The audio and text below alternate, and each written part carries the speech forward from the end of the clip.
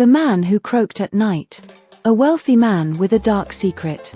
In the heart of Lagos, where dreams and desperation walked hand in hand, Chief Donatus Okeke was a man of power. A billionaire with limitless wealth, he owned hotels, plazas, and exotic cars that never gathered dust. To the outside world, he was a generous benefactor, a man who helped young men rise from nothing to greatness. But behind the glittering wealth lay a dark secret, one that no one dared to question. Every night, when the city lights dimmed, Chief Donatus locked himself in his lavish mansion. Alone, beneath the golden chandelier and marble floors, his body twisted and shrank. His skin turned slimy, his fingers disappeared into webbed hands, and his mouth widened into a crooked grin. By midnight, he was no longer a man but a giant black frog with glowing red eyes, a curse and a condition of his wealth. The boys who entered his world.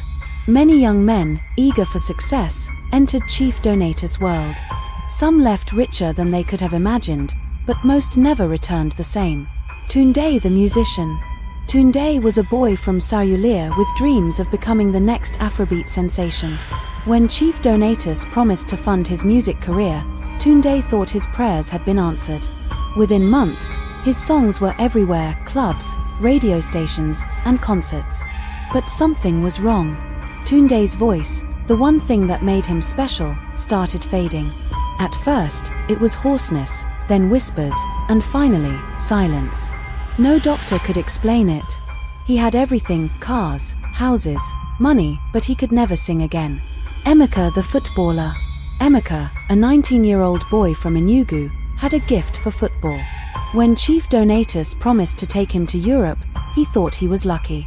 But luck came at a price. One night, after a party at the chief's mansion, Emeka woke up in his room, unable to move. His legs, once strong and fast, felt weak. Day by day, his strength faded, and within a month, he was confined to a wheelchair. The chief sent him money, but it meant nothing. His dream had been stolen. Ifini the hopeful one. Then there was Ifini, a young boy from Aba with big dreams. His sister, Amora, warned him not to trust Chief Donatus, but he refused to listen. He helps people, Ifini argued. Look at Tunde, look at Emeka. He didn't know that Tunde had lost his voice. He didn't know that Emeka could no longer walk. Then one day, Ifini stopped calling home. A sister's determination. Amora knew something was wrong. Ifini was not the type to disappear without a word. Determined to find out the truth, she took a job as a maid in Chief Donatus' mansion. At first, everything seemed normal. The chief was kind, always smiling, always giving. But Amora was observant. She noticed that the chief never allowed anyone near his bedroom at night. She noticed how some of his former boys were never the same after working with him. Then one night, she heard it. A deep, eerie croaking sound coming from his room. Curious and afraid, she crept towards the door and peered through a crack. What she saw nearly made her scream. In the center of the room, where Chief Donatus should have been, sat a massive, slimy black frog with fiery red eyes. Around it were burning candles and pictures of young men, Tunde, Emeka, and her brother Ifini.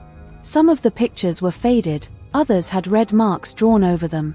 Amora covered her mouth to stifle a scream. She had seen enough. Breaking the curse. The next morning, Amora wasted no time. She ran to a popular radio station and told her story.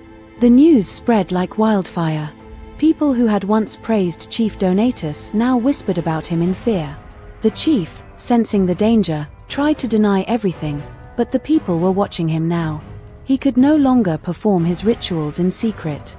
Then, one fateful night, as he tried to transform back into a man, something went wrong.